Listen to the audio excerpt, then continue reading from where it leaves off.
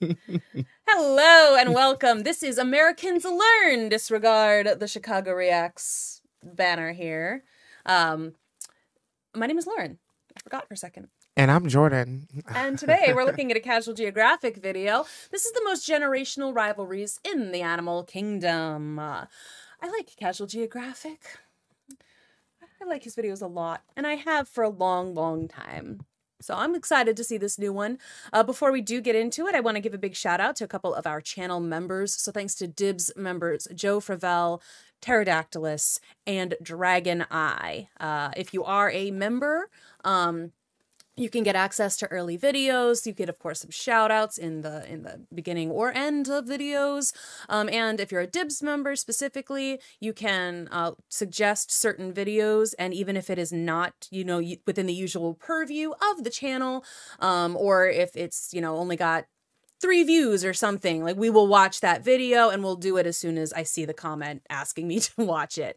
So those are just some little perks that you can get for being a member of the channel. If you can't be a member right now, just, if you leave a like, comment, or subscribe to the channel, we will love you anyway. Like, that's the other thing you get. We appreciate you.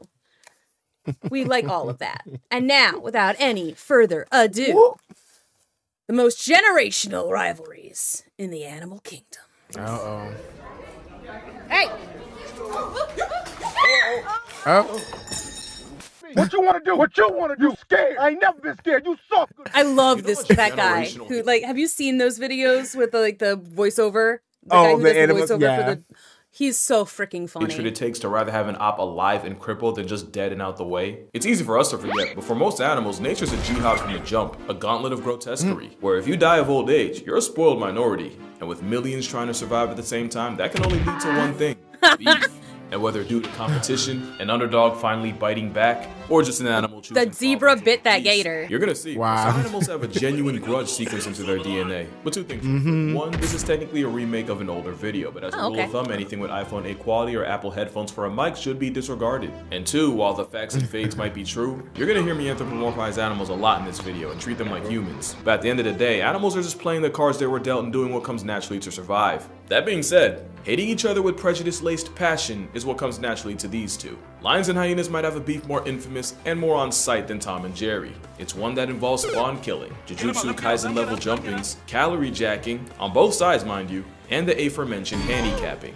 Oh wow, I did not see that thing. Marinating for as long as they've been alive, and it's all thanks to the power. Oh god. He's like, no, Afro Kitty and a maligned mongoose on steroids. In some places, lions sit at the top, and in others, the Serengeti laugh track's the dominant predator. Now, I'm not going to sit here and pretend I don't have a bias, but there are no good guys or bad guys. Both are apex predators that start off life as pint-sized cubs just trying to survive the brutal RNG of life. Something I truly wish the lion cub is cuter. Beast ain't a game you want to play, but maybe Beast Sorry, Lord hyena. is. Beast Lord the New Land is an animal-themed strategy mobile game. Oh god, I was like, what? Such a pretty lion. I know.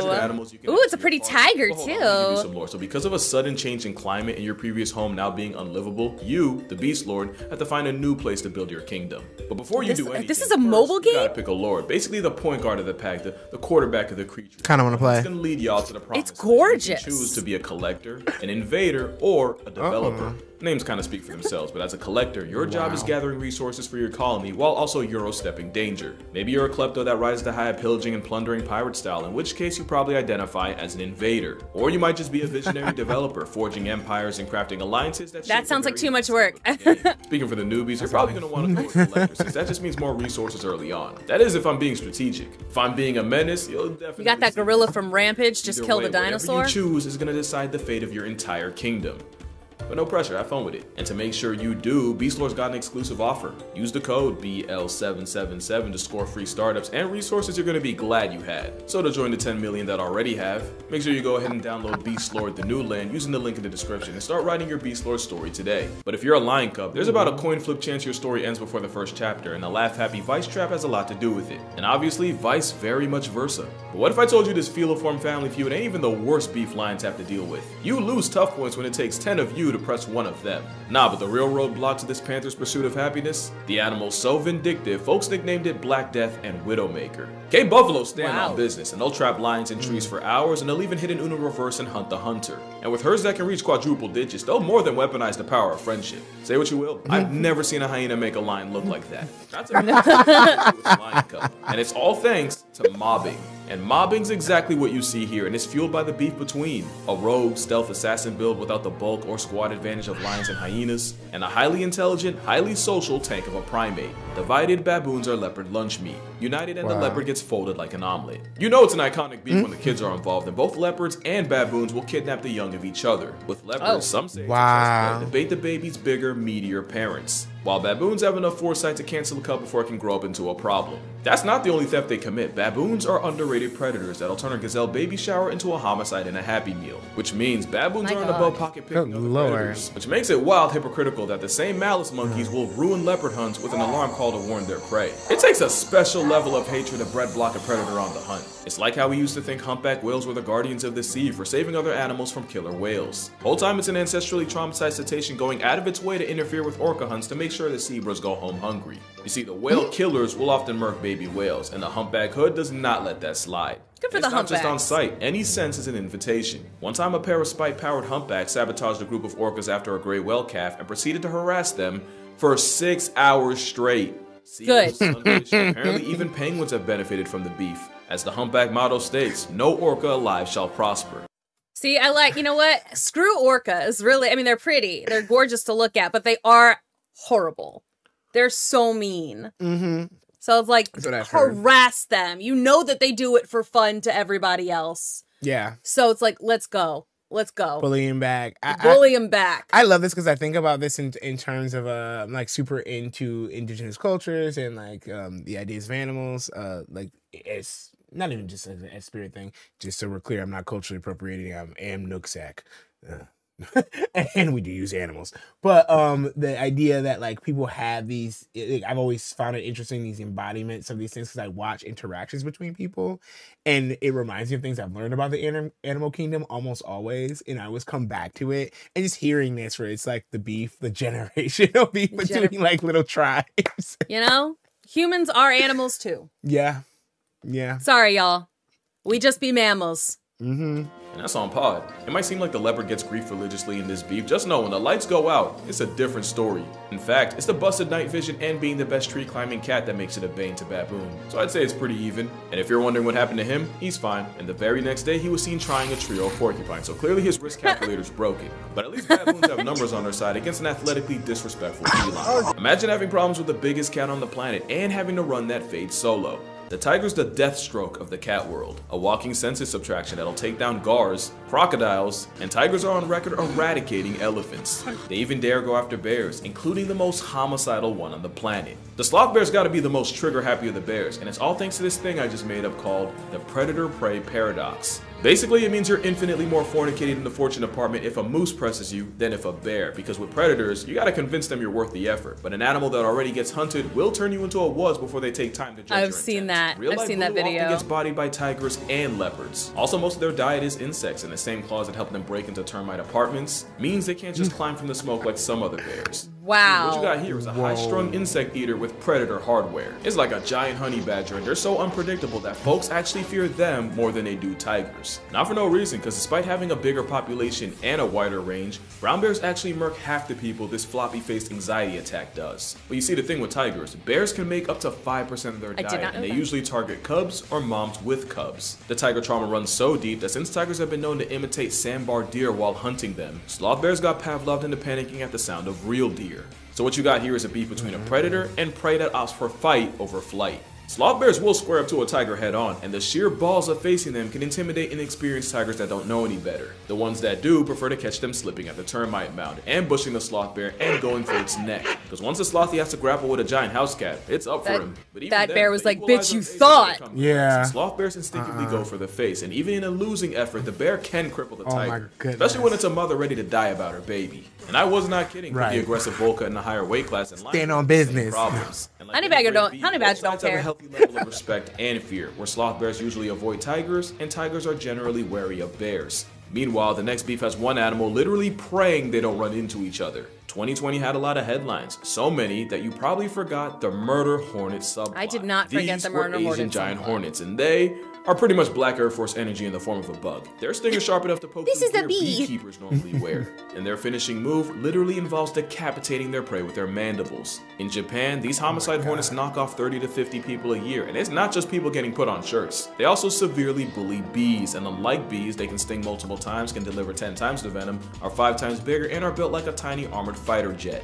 That's how murder hornets can obliterate entire beehives. So when the Asian hornets started popping up in the US, people were understandably shook, and it was believed only one bug could stand up to the aerial assault. The praying mantis is straight up oppressive, an ambush hunter that has lizards, frogs, fish, and even small birds on its body count. They have wings, but they rarely fly, because in a world of fight or flight, they've been made their choice. And in 2020, a video would go viral of a mantis murking a hornet, going for brain like a sapio. In the wild, it's a different story, and it's often hornets that get caught packing up praying mantises. They're arguably the only insect that can give 10% of the Furious 5 problems. But as you can see, a mantis won't miss a chance to settle the score, but who has the upper hand in this rivalry? Unfortunately, it might not be who you want. According to scientists, it's usually the mantis taking the L, so much that mantises are actually a well-documented source of food for the hornets. And while the God-fearing kung fu roaches get their licks in when they can, pretty much everything has to go right for them to come out on top. But also, you peep out the termite ripped off its legs before eating it alive. Don't try and tell me this ain't personal. The sad truth is, this hornet was actually anesthetized before it got manhandled. They literally had to nerf the hornet to gift wrap a W for the mantis. The mantis might not be the answer against a Bundy bug, but damn it if they don't give them a fight. Hell, so do bees. Because honeybees have been known to swarm an offending hornet. I might blur that, honestly. Yeah. And while both bees and mantises get their moments, this is the first time to have human intervention. But it's not like the next. Oh man. Yeah. Some of these.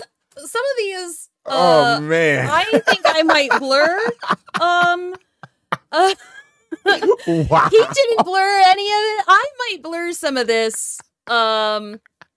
It was traumatizing a bit. Yeah, a little bit. I'm a little shook.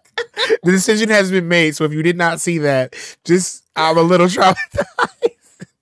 Yeah, I haven't 100% decided, but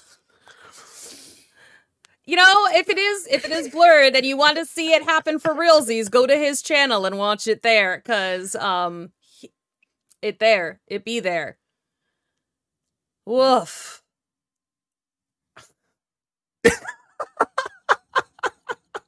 Okay. Yeah. My God.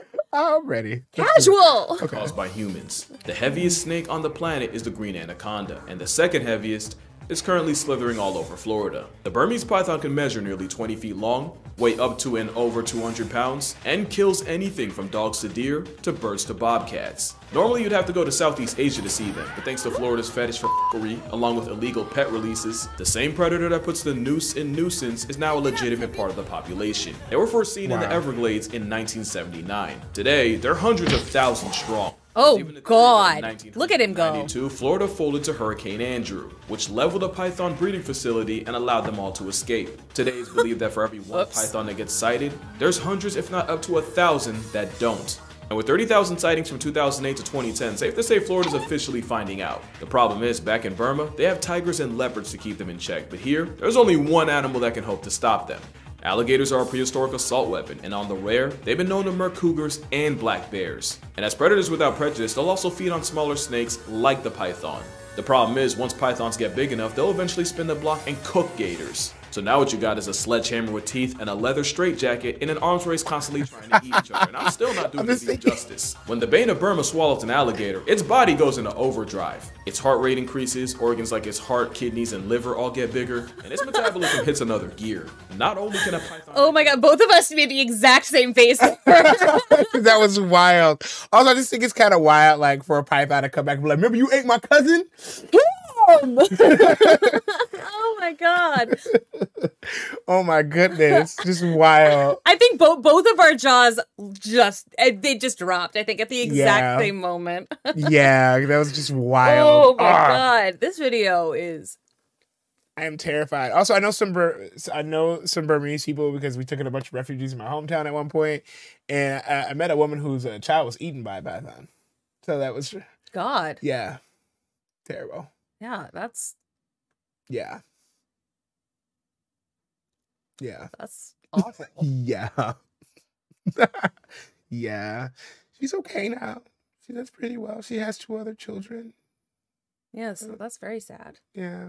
The whole alligator and only a move week. on to If watching Dr. alligators Stevens' eat support of the pythons. University of Alabama's right. It actually takes less energy for them to down a gator than other options like rats or pigeons. I bet you Wild. metal. Wait till you hear what Why? he pulls. Because pythons will actually read their victim's heart rate while squeezing them to death, so they know when to stop. Problem is, alligators can slow their heart rate all the way down to 2 to 3 beats a minute. This means the snake can end up calling it too soon and prematurely start swallowing the gator alive, only for it to struggle hard enough to bust through the snake like a messed up jack-in-the-box. Well, they both died, but nothing says beef more than if I'm going down, best believe death taking this 2 for 1. That's how ugly competition can get. And this is the other side. Foxes and owls have no love lost, and it's for the classic reason of them pretty much having the same grocery list. Also, foxes will swipe owl chicks, and some owls like the eagle owl will murk them right back. But it's the snowy owl and the Arctic fox that run into each other the most, especially with the white Air Force building nests on the ground, and foxes being willing to steal from anyone. Most of the time though, it's a lot of this, a lot of posturing, and a whole lot of hold me back. Whether it's an owl-fox feud or a reptile dysfunction, most animal rivalries just start with them trying to put food on their plate. But what about a beef between animals working together? Those 2 look like they're just vibing. Deck fish in the face, and according to science,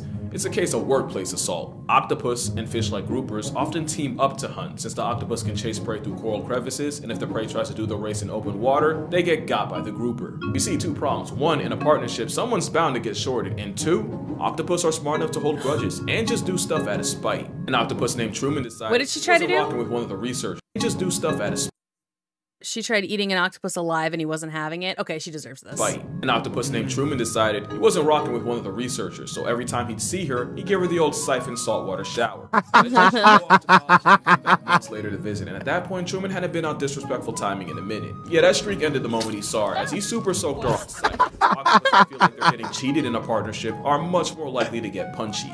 Sometimes they'll lash out just to keep the fish in line. And sometimes if an octopus got backdoored in the past, they'll just project it all over a new fish that didn't even do anything. And since octopus can hunt with several fish at a time, they'll even get petty and ban the offender from the entire hunting party for the aquatic crime of embezzlement. That's why one of the worst things to beef with is intelligence. Just ask coyotes, since ravens and coyotes often end up scavenging for the same scraps, especially when they belong to wolves. But of course, the generational instigator, the raven, will straight up snitch on coyotes trying to pinch off the wolf pack. And while Wiley's running for his life, what does the raven do but fly directly over him like a helicopter during a police chase? Imagine getting violated by a wolf pack, all because a goth Tweety put a hit out. Last thing you want to do is make enemies with an animal smart to do something about it. Something a city in South Africa is learning the hard way, because Cape Town's currently being overrun by baboons.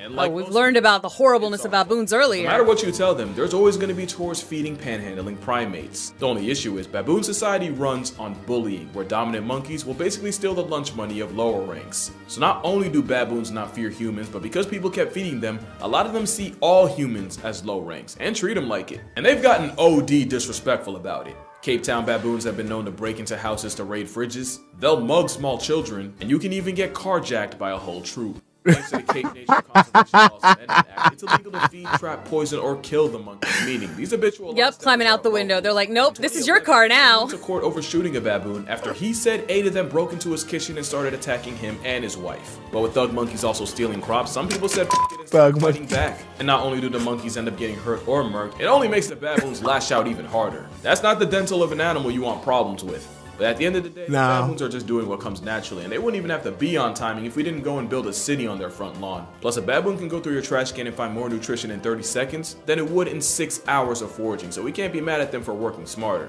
All we can do is what every other animal in this video he just chilling. Look at him go. Deal with it, even if it means a baboon takes your hood pass. But that's gonna do it for this video. Make sure you drink water, hug your mother. Oh my god. No, for real, stop trying these monkeys, man. I promise you won't like how that feels. No. In the next one. I saw that movie. Oh, the baby. Aw, the happy bird. It was a happy bird. That was adorable. Cute. I mean, there was some horribleness in that video. There were some things that I will never unsee. The jaw dropper, and then the we gotta blur that. Gotta blur that. Gotta blur that. I don't know. I'm like, I agree. This video took me through some turns, man. I was not expecting that.